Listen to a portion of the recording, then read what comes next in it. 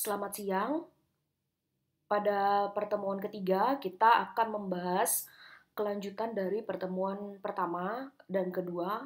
Jika di pertemuan pertama kita telah mempelajari terkait dengan pendahuluan dari interaksi obat, maka di pertemuan kedua kita mempelajari contoh dari interaksi obat adalah interaksi farmasetik. Selain interaksi farmasetik, ada pula namanya interaksi farmakokinetik. Nah, apakah interaksi farmakokinetik? Interaksi farmakokinetik adalah interaksi yang mempengaruhi baik pada tahapan absorpsi, distribusi, metabolisme, dan ekskresi dari salah satu obat. Ada 3 nilai penting yang menggambarkan kurva farmakokinetika di dalam tubuh. Yang pertama adalah Cmax, di mana Cmax ini menggambarkan konsentrasi maksimal yang dicapai sebelum konsentrasi obat itu mulai turun. Sedangkan nilai penting yang lain adalah Cmin, di mana adalah konsentrasi minimal yang dicapai di akhir interval pemberian obat.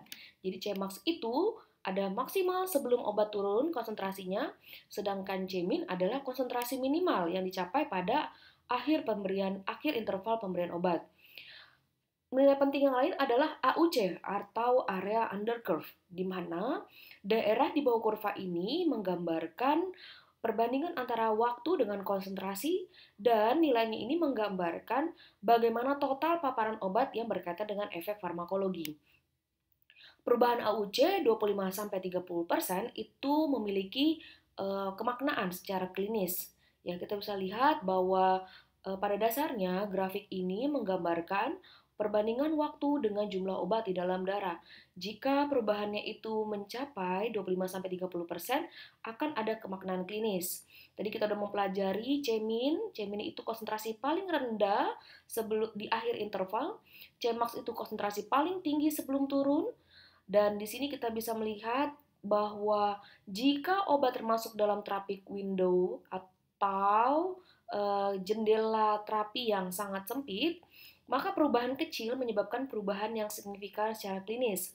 Maknanya di sini bahwa jika dia mempunyai efek terapi yang sangat sempit, artinya dia dengan perubahan kadar obat sedikit itu akan mengakibatkan perubahan yang signifikan secara klinis. Contoh obat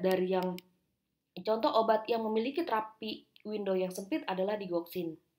Nah, kita bisa lihat dalam hal ini yang saya maksudkan, jika therapeutic window itu maksudnya adalah dari batas konsentrasi efektif minimum atau konsentrasi paling minimum ini tadi yang Cmin, terus Cmax-nya ini ya. Nah, jika dia konsentrasinya ini sangat sempit, berarti mungkin di kisaran sini, kisarannya, maka dengan adanya perubahan kadar obat sedikit, itu akan berakibat secara klinis kepada pasien. Nah, jadi ini adalah sebuah kurva yang menjelaskan apa hubungan antara konsentrasi plasma. Kita tahu bahwa pada saat obat diberikan, itu akan mulai terjadi peningkatan, di mana peningkatan ini akan mencapai puncaknya yang kita kenal dengan Cmax. Nah, dalam waktu durasi tertentu maka akan terjadi penurunan jumlah obat yang mencapai dengan Cmin yang biasa pada akhir interval. Pada konsentrasi puncak inilah maka akan terjadi waktu konsentrasi puncak. Kita akan memasuki pertama adalah tahapan absorpsi. Dalam kaitan dengan interaksi, absorpsi obat dapat berinteraksi dengan mengubah tingkat dan kecepatan penyerapan obat lain. Jika kecepatan absorpsi suatu obat turun, maka konsentrasi akhir obat tetap. Maksudnya di sini adalah kecepatan absorpsi yang lebih lambat dapat bermakna secara klinis jika efek terapi yang diinginkan diperlukan secara cepat.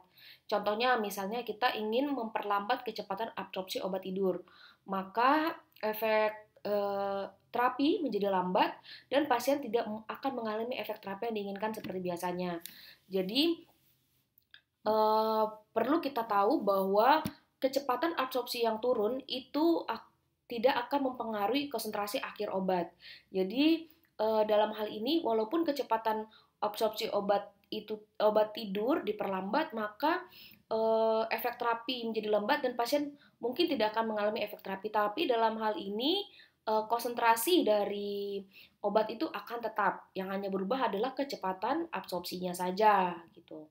Berikutnya, jika dua obat berinteraksi dan tingkat absorpsi salah satu obat mengalami penurunan, maka konsentrasi akhir itu bisa menjadi bermakna. Artinya, misalnya jika obat A menurunkan tingkat absorpsi B sebesar 25%, maka kadar obat B ini akan turun. Tentu hal ini akan mengakibatkan penurunan efek obat B dan perlunya titrasi dari obat B. Interaksi absorpsi ini biasanya terjadi di usus halus karena kita tahu bahwa usus halus ini merupakan bagian organ yang memiliki banyak pembuluh darah dan lokasinya itu di lokasi utama di mana obat oral itu pertama kali diserap. Usus adalah lokasi utama absorpsi karena wilayah absorpsi usus sangat luas. Daya serapnya tinggi dan jumlah aliran darah melalui kapiler usus lebih besar sehingga obat yang diserap dapat diangkut ke sirkulasi sistemik. Terus selanjutnya adalah interaksi dengan obat yang biasanya ada atau disekresi ke dalam saluran pencernaan akan menghasilkan perubahan kondisi obat yang lain sehingga menimbulkan hambatan atau percepatan absorpsi. Contohnya misalnya adalah absorpsi tetrasiklin, ini akan membentuk kelat dengan ion polivalen seperti kalsium. Jadi tetrasiklin ini berinteraksi dengan kalsium atau magnesium membentuk senyawa kompleks. Jadi di sini adalah absorpsi dari sebuah antibiotik yang sangat dipengaruhi dengan adanya obat lain, yaitu kalsium dan magnesium yang membentuk senyawa kompleks. Ini adalah gambaran dari usus kita, di mana kita bisa melihat bahwa usus ini memiliki permukaan absorpsi yang sangat luas, ya. Ujung usus kecil aja mempunyai panjang 22 kaki, usus besar mempunyai panjang 5 kaki. Tentu ini sangat mempengaruhi dari absorpsi obat yang diberikan kepada pasien. Nah, bagaimana tadi tentang terbentuknya kompleks senyawa kompleks tetrasiklin dengan sebuah ion yaitu kalsium atau magnesium. Jadi kompleks kelat yang stabil terbentuk oleh tetrasiklin dengan logam seperti kalsium, magnesium, dan besi. Nah, kompleks kelat yang ini biasanya tidak larut dalam air. Jadi dalam hal ini, afinitas tetrasiklin untuk kalsium menyebabkan rikatnya tetrasiklin kepada kalsium ini mengakibatkan tetrasiklin itu bisa masuk ke tulang dan gigi yang banyak mengandung kalsium, lalu membentuk kompleks ortofosfat tetrasiklin kalsium. Jadi nanti di sini akan terbentuk deposit dari antibiotik tersebut, deposit tetrasiklin yang mengakibatkan gigi berwarna kuning, ya. Jadi terbentuknya kompleks ortofosfat tetrasiklin kalsium mengakibatkan perubahan warna gigi menjadi kuning. Berikutnya, dalam hal absorpsi itu adalah terjadi perubahan motilitas saluran pencernaan. Jadi respon suatu obat terdapat berubah. Jadi karena adanya obat kedua yang bisa mengubah motilitas saluran pencernaan, terutama di mana terjadinya di usus kecil. Karena usus kecil ini adalah tempat absorpsi untuk obat-obat yang diminum. Jika waktu transit ke saluran pencernaan naik atau turun, maka waktu yang tersedia untuk absorpsi bisa terbatas atau maksimum. Terutama untuk obat-obat antikolinergik atau jenis opium, jenis narkotika yang bisa memperlambat waktu transit di saluran pencernaan. Nah, lambatnya waktu transit ini membuat obat yang kedua ini yang diberikan bersama dengan obat antikolinergik dan opium ini dapat diserap lebih banyak. Nah, peningkatan jumlah absorpsi ini menimbulkan tentunya efek farmakologi dari obat kedua yang meningkat secara klinis. Contohnya atropin dengan opioid maka akan mereduksi absorpsi dari obat, ya. Atropin ini kita tahu sebagai antikolinergik, ya. Antikolinergik dua-dua ini bisa mereduksi absorpsi dari obat yang kedua. Dan ini contoh-contoh yang lain. Berikutnya terkait dengan perubahan motilitas saluran pencernaan bahwa obat-obatan tertentu diperkirakan juga akan menurunkan waktu transit di saluran pencernaan.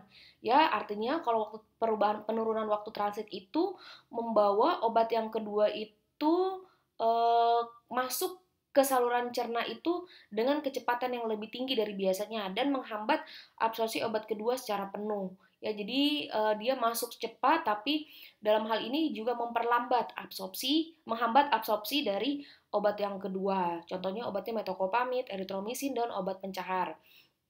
Berikutnya, dengan adanya penurunan waktu transit, lalu absorpsi obat kedua ini terhambat, maka dalam hal ini obat kedua ini akan menurun efek farmakologinya karena tidak diabsorpsi secara sempurna.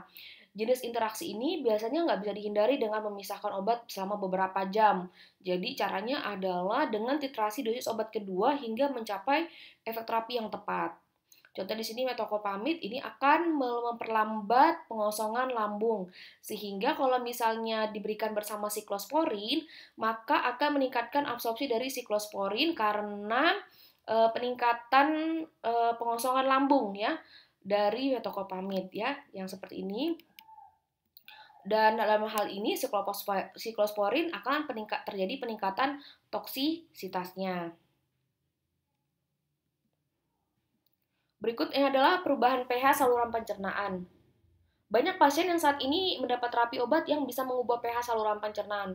Nah, oleh sebab itu, sebaiknya kita harus mengetahui jenis interaksi potensial yang dapat disebabkan oleh perubahan ini. Contohnya antihistamin, proton pump inhibitor, dan antasida. Banyak obat yang tersedia saat ini mengandung asam lemah atau basa lemah. Bentuk obat yang tidak mengandung ion dapat menembus membran dan masuk ke sirkulasi sistemik. Jadi ada obat yang dapat merubah pH saluran pencernaan. Jadi kalau misalnya dia tidak mengandung ion, ada obat yang tidak mengandung ion, dia dapat masuk menembus membran dan masuk ke sirkulasi sistemik. Jadi ada obat yang bersifat asam lemah, biasanya lebih banyak diserap di lingkungan asam, dan obat yang bersifat basa lemah diserap di lingkungan basa. Jadi perubahan pH ini contohnya bentuk yang tidak terionkan itu lebih mudah larut dalam lemak dan lebih mudah diserap di dalam GIT dibanding dengan obat yang terionisasi ya. Jadi semakin rendah pH-nya maka absorpsi asam lemahnya itu semakin meningkat. Jadi kalau misalnya pH-nya rendah, tentu absorpsi dari asam lemah itu semakin meningkat. Kalau pH-nya tinggi, maka absorpsi dari basa lemahnya semakin meningkat. Yang berikutnya adalah contoh obat yang menghambat interaksi perubahan pH saluran pencernaan itu namanya ketokonazol. Jadi ketokonazol ini adalah anti jamur yang bersifat asam lemah. Jadi dia memerlukan lingkungan asam untuk diabsorpsi.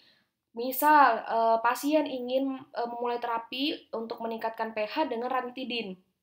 Jadi ranitidin ini kan akan meningkatkan pH ya. Jadi pH-nya itu yang sebelumnya asam, pH lambung yang sebelumnya asam dibuat menjadi basa. Tapi ketika ketokonazol ini diberikan bersama dengan ranitidin, maka ketokonazol ini kan harus dalam lingkungan asam. Sedangkan oleh ranitidin ini akan menjadi basa. Nah, akibatnya apa? Jumlah ketokonazol yang terserap itu akan lebih kecil. Nah, penurunan absorpsi ini akan menimbulkan kegagalan pengobatan yang terkait dengan terapi ketokonazol. Terus ini tadi sudah disampaikan ya, jadi ketika ada pemberian obat basa ya, ini pemberian anti acid ini maksudnya pemberian obat anti ulcer yang biasa meningkatkan pH dari lambung. Nah, ketika pH ini makin meningkat, maka tentunya yang akan meningkat absorpsinya adalah yang sifatnya basa.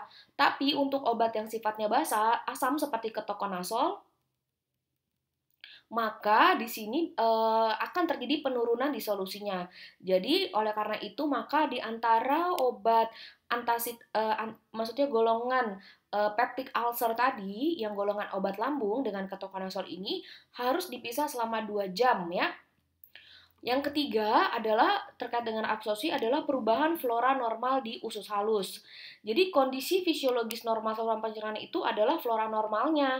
Nah, banyak bakteri itu apakah ada hubungannya nggak sih banyaknya bakteri itu ataupun adanya bakteri mikroflora itu dengan keadaan fisiologi dan klinis. Nah, jadi organ dan jaringan itu tidak biasa bersentuhan dengan bakteri lingkungan internal pada dasarnya bebas kuman ya. Di sisi lain, lingkungan internal dan eksternal ini dapat bertindak sebagai larutan penyangga. Jadi di sini secara khusus ya pada saluran pencernaan yang telah terpapar dengan suatu lingkungan mikroorganisme dirubah oleh mikroba tertentu tersebut bukan hanya secara morfologi, namun juga secara fungsional dalam kaitannya dengan kecepatan absorpsi nutrisi. Nah, ini kita lanjutkan lagi ya, masih bingung mungkin ya. Namun belum ada studi yang dilakukan untuk mengetahui efek dari ada atau tidaknya flora normal yang diinduksi obat terhadap absorpsi obat, meskipun aktivitas enzim flora normal ditemukan dapat mempengaruhi jumlah obat yang tersedia diabsorpsi. Jadi, ini menjelaskan bahwa ada nggak sih hubungan antara flora normal itu dengan kecepatan ataupun dengan absorpsi obat. Nah, di sini katakannya belum ada studi yang dilakukan. Nah, dalam hal ini terdapat laporan tentang kegagalan kontrasepsi oral pada pasien yang mendapatkan ampicillin atau tetracycline. Nah, kenapa bisa? Ini disebabkan katanya dalam penelitian ini bahwa 8 kasus ini bahwa antibiotik yaitu ampicillin atau tetracycline ini menekan flora normal usus ya, menekan flora normal usus jadi akan menghasilkan enzim hidrolitik. Nah, enzim hidrolitik ini berperan untuk resirkulasi enterohepatik konjugan hormon kontrasepsi. Artinya antibiotik ini kan akan bertindak menekan flora normal usus, artinya flora normalnya ini nggak jadi banyak. Sedangkan flora normal ini penting banget untuk menghasilkan enzim hidrolitik yang penting untuk sirkulasi dari hormon kontrasepsinya. Dalam hal ini ya contohnya ya, jadi bakteri itu memiliki peran dalam metabolisme obat ya. Nah, misalnya contoh antibiotik yang tadi saya sudah sebutkan, yang tadi ampicillin atau tetracycline. Ini kan bisa membunuh ya flora normal yang ada di dalam usus dan terutama akan mempengaruhi absorpsi dari obatnya. Jadi, kalau tadi kan contohnya adalah hormon kontrasepsi ya, dia akan mempengaruhi bagaimana sirkulasi dari hormon kontrasepsi ini. Nah, 40% atau lebih digoxin yang diberikan itu kan kebanyakan di metabolisme di saluran cerna. Jadi kalau misalnya antibiotik ini tadi ampicillin dengan tetracycline ini diberikan bersama dengan digoxin, maka dalam hal ini digoxin itu akan meningkatkan level dari si digoxin tadi. Karena apa? Karena flora normalnya itu kebanyakan dibunuh ya. Jadi kebanyakan dibunuh oleh si antibiotik tadi dan untuk digoxin tadi itu dia perlu flora normal gitu ya yang ada di intestin tadi yang di usus. Nah, di sini pemberian co-administration of antibiotik akan meningkatkan dosis ataupun kadar dari digoxin itu sendiri. Berikutnya adalah perubahan metabolisme obat di dalam dinding usus. Jadi ada sejumlah tipe metabolisme yang diketahui terjadi di dinding usus. Yang pertama adalah glukoridase, sulfatase, oksidasi sitokrom P450. Nah, makanan yang kaya tiramin oleh seorang pasien mendapatkan monoamin oksidase inhibitor.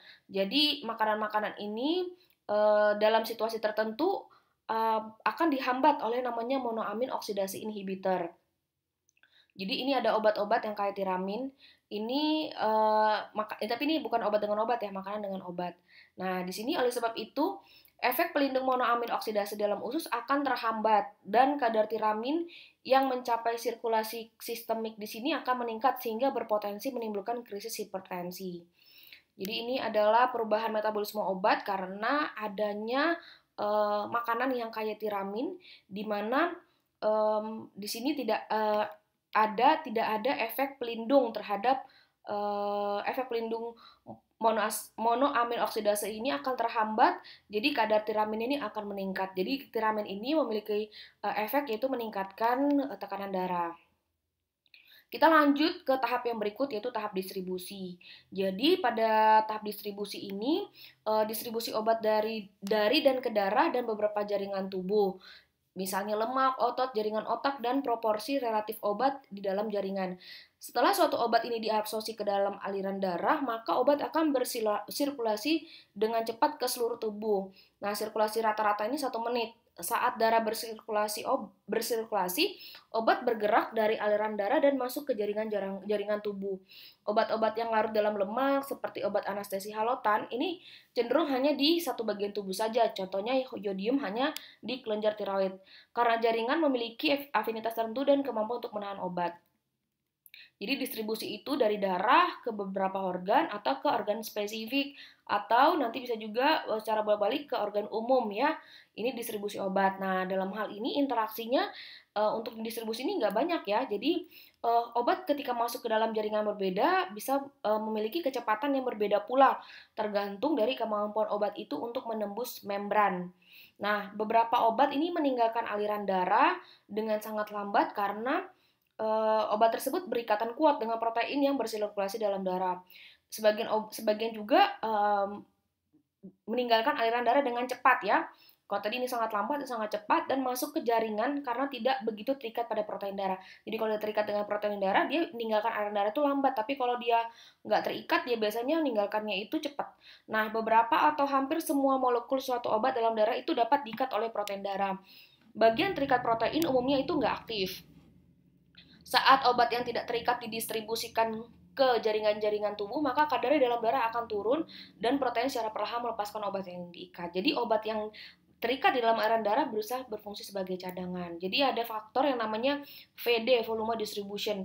Jadi ada interaksi antara interaksi dengan ikatan protein. Jadi poin pentingnya adalah kalau molekul itu tidak terikat, maka dia akan bebas. Namanya juga tidak terikat, pasti akan bebas dan dia akan menjadi aktif. Tapi kalau dia terikat, dia menjadi inaktif. Oleh karena itu, ada obat-obat yang dia akan berkompetisi untuk terikat pada protein. Ini yang bergantung pada afinitas dan konsentrasi. Berikutnya adalah peningkatan obat ke protein plasma. Dalam hal distribusi ini banyak obat yang terikat pada protein plasma, sehingga hanya obat dalam bentuk bebas saja yang menghasilkan efek farmakologi. Jadi konsepnya kalau obat dalam bentuk bebas dia menghasilkan efek farmakologi. Nah, ada obat-obat yang terikat pada albumin, ya ini berarti nggak bebas ya. Sebagian terikat ke alfa globulin, dan juga asam glikoprotein, ini jenis protein yang lain. Kalau obatnya bersifat asam seperti warfarin, NSAID, ini afinitasnya tinggi pada albumin. Jadi kalau afinitasnya tinggi terhadap albumin berarti sebagian obat basa juga seperti antidepresan ini juga berikatan ya dengan albumin. Nah, sebagian besar obat aktif secara farmakologi dengan konsentrasi yang tidak menjenuhkan tempat ikatan protein plasma.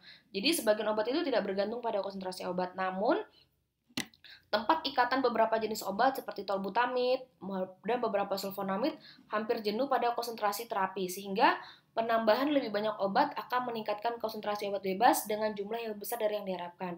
Jadi dalam hal ini kita bisa simpulkan bahwa karena banyak obat yang memiliki afinitas terhadap tempat ikatan albumin, maka kompetensinya dianggap sebagai interaksi obat yang penting. Jadi ini terkait dengan dari sekian panjang lebar ini, intinya ingin menjelaskan bahwa adanya kompetisi dalam hal ikatan kepada protein. Jadi obat-obat yang bisa bersifat asam itu dia cenderung ya mengikat albumin, sedangkan yang basa itu mengikat glikoprotein dan lipoprotein. Nah, dari penjelasan ini kita bisa melihat obat-obatan asam yang itu kan cenderung terikat pada albumin ya. Contohnya adalah sifatnya contoh vitamin C, salisilat, sulfonamid, barbiturat, ini terikat pada asam. Tapi kalau obat-obatan bersifat basa seperti prednison, streptomycin, chloramphenicol, ini dia terikat pada globulin. Mengapa? Karena dari sini ada kelompok molekul protein yang bertanggung jawab untuk interaksi antara obat tersebut dengan obat-obat dengan tempat ikatan tadi. Namun, untuk mendapatkan kompleks yang cukup stabil, ada kemungkinan bahwa ada daya tarik elektrostatis awal ya. Ya ini terkait dengan gaya-gayanya kita nggak perlu bahas lebih dalam. Ini juga nggak usah. Nah, jadi dalam hal ini contohnya adalah displacement from tissue binding site. Jadi penggantian dari tempat ikatan daripada jaringan. Contohnya quinidin diberikan kepada pasien yang mendapatkan digoxin ya. Jadi di sini bisa terjadi 3 hal. Yang pertama penggantian pada ikatan jaringan, ikatan protein, dan bisa mengakibatkan gangguan pada ekskresi renal. Ini disebabkan apa tadi? Masalah ikatan ya. Quinidin itu termasuk quinidin itu berarti termasuk dalam sini ya, obat-obatan bersifat basa. Nah, juga ada yang masalah ini tadi masalah jaringan, yang masalah plasma, ikatan protein tadi bisa ada 2 hal yang penting ya, bahwa obat itu harus benar-benar terikat tinggi, yaitu lebih dari 90%, dan biasanya dia itu volume distribusinya tuh rendah. Contoh obat yang punya ikatan protein tinggi itu adalah yang bisa memicu adalah salisilat, phenylbutazone, dan sulfonamid. 90 kalau warfarin ini ikatan proteinnya itu 99% pada protein, dan phenytoin juga 90% ya. Jadi obat-obat ini sangat memiliki efek klinis ya pada interaksi farmakokinetik pada tahap distribusi. Jadi dari hal ini yang sebenarnya menjadi poin penting bagi kita semua, kita harus tahu apa sih sebenarnya obat-obat yang berinteraksi pada tahap absorpsi. Jadi kalau sudah saya jelasin tadi, yang paling utama adalah kita harus tahu bahwa ada 3 nilai penting ya. Terus berikutnya tahapan yang kita harus perlu tahu bahwa interaksi ini terjadi pada interaksi absorpsi itu terjadi pada usus halus dan adanya contoh pada ini ya reaksi tetrasiklin dengan kalsium yang bisa mengakibatkan perubahan gigi menjadi kuning. Nah, perubahan motilitas saluran cerna ini sangat berpengaruh ya pada absorpsi dari obat yang lain. Nah, motilitas saluran cerna ini bisa menurunkan ya kalau menurunkan efek farmakologi dari obat yang kedua. Penurunan pH juga karena berdasarkan ada asam, jadi obat asam lemah itu lebih banyak di dalam lingkungan asam diserap, obat basa lemah dalam lingkungan basah. Jadi nggak semua hal kita harus pahami ya, bingung juga nanti apalagi bahasanya agak ribet ya. Terutama untuk yang obat-obat yang ranitidin yang dia sifatnya meningkatkan pH dari lambung jika diberikan bersama ketokonazol, ini dia mengakibatkan ketokonazol itu nggak semuanya bisa terserap karena ketokonazol itu sifatnya asam dan harus dilakukan dalam lingkungan yang asam. Berikutnya adalah perubahan flora normal usus ya. Jadi dalam hal ini ada beberapa laporan kasus yang menyatakan bahwa kontrasepsi oral pada pasien ini bisa gagal karena dapatkan ampicillin. Kenapa? Karena ampicillin ini kan tadi terkait menekan flora, jadi flora usus. Jadi flora normal usus ini akhirnya bakteri ini jadi sedikit sehingga enzim hidrolitik ini untuk sirkulasi dari kontrasepsi pun ini akan rendah. Jadi hormonnya rendah, jadi gagal deh kontrasepsinya ya. Nah, terus ini yang tadi terkait yang saya bilang kan terkait dengan contoh eritromisin dengan digoxin ya. Oke. Nah, terus ada perubahan metabolisme obat di mana di sini yang paling mempengaruhi adalah contohnya adanya pemberian monoamin oksidasi inhibitor yang ini akan terhambat ya, akan terhambat karena dia dimakan bersama tiramin. Makanan-makanan yang kayak tiramin akibatnya tiramin ini akan lebih meningkat jumlahnya dan terjadi peningkatan tekanan darah. Tahap distribusi yang paling penting adalah bahwa sirkulasi obat itu dari aliran darah masuk ke jaringan, ya ini tahapannya ya, organ spesifik, organ umum, dan beberapa organ. Terus ada interaksi yang penting bahwa ketika obat itu tidak terikat, dia akan aktif, kalau terikat, itu dia akan inaktif. Terus peningkatan obat ke protein plasma ini bahwa ada obat yang sifatnya asam, dia akan mengikat albumin, yang sifatnya basa, akan mengikat alfa glikoprotein dan lipoprotein. Ini contoh-contohnya. Ya ini nggak terlalu kita nggak perlu tahu semua. Jadi yang perlu kita tahu bahwa seperti contoh tadi bahwa penggerian quinidin bersama digoxin ini akan mengakibatkan perubahan dalam ikatan dengan jaringan dan juga ada perubahan pada ikatan protein plasma. Demikian yang saya bisa sampaikan terkait dengan interaksi farmakokinetik pada tahap absorpsi dan distribusi.